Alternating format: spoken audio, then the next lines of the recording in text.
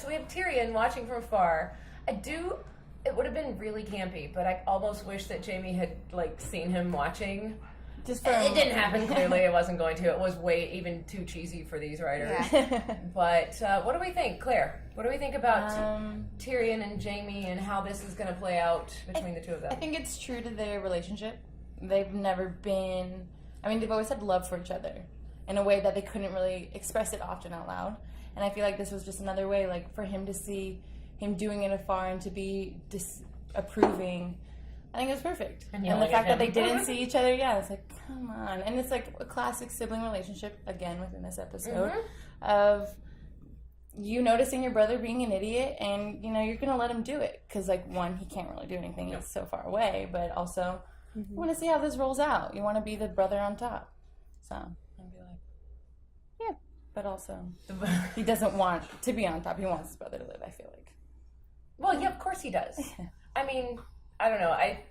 He's the only family he has. He is, really. and much as I don't know. Jamie and Tyrion have always had, like you said, they love each other. Jamie has always watched out for Tyrion, and now you've got Tyrion kind of trying to watch out for Jamie. It's kind of a nice juxtaposition of their and especially his change of status too, Tyrion's change of status.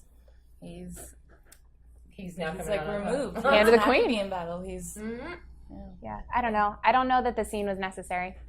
It felt. I won't call it a scene. It wasn't a scene, but I don't know that the moment was really necessary. Really, where he's telling his brother to get out of the way, and he's like, "Watch out, you idiots!" I feel like I always understood that they still cared about each other. I think that could come out in so many ways. It seemed a little weird that Tyrion's there. He's watching. Wait. Tyrion is there. Oh, my arm. Somewhere over there, yeah. He was up there. He was there. You tried. I did. I don't know. I just thought it was a little weird. I didn't think that it really changed my perception of their relationship. It didn't change what was happening in the battle. It just was kind of like, oh, by the way, remember, they don't actually hate each other. Can I ask? I didn't need it. Are you an only child? No. How many siblings do you have? One. Okay. Older brother. I think Claire had it on point when she's like, this is a typical sibling thing. You don't want them to succeed, but you also don't want them to die. Yeah, I was like, or die. I don't want them to die. No, that's exactly, I'm a middle child, so I have one above and one below. Yeah. And you're just our bitch sister took over this castle over here. I don't want you to die, but you're not doing much better than she's doing. Yeah. Kind of thing. And he's like, what did he yell while he was running toward it? Don't do it. Don't do it. Don't be stupid. I thought he was yelling you son of a bitch. No. You stupid son of a bitch. I'm sorry. I think I used all of our swear words. That's all right. No, but that is the typical sibling relationship. Yeah. You're like, I don't want you to look better than me, but I also don't want you to die. And I also feel like it kind of touched on just he's a Lannister.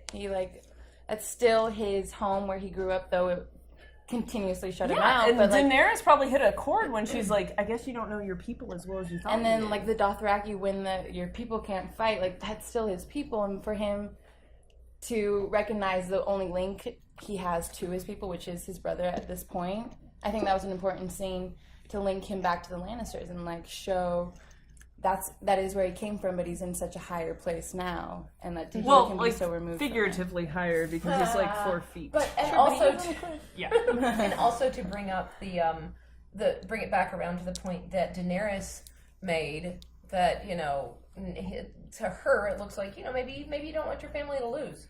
Mm-hmm. Well.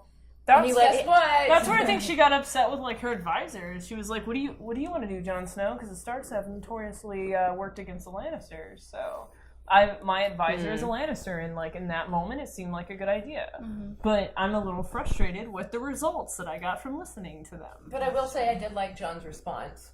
Don't just go burn down the cities. You bring in these dragons. These are awesome dragons. These are things that we didn't know existed that we thought were all fairy tales. Basically, no one's seen it. Here's your dragon. Don't go burn down the people in their city with your dragon. Yeah, I was like, what's your platform, politician?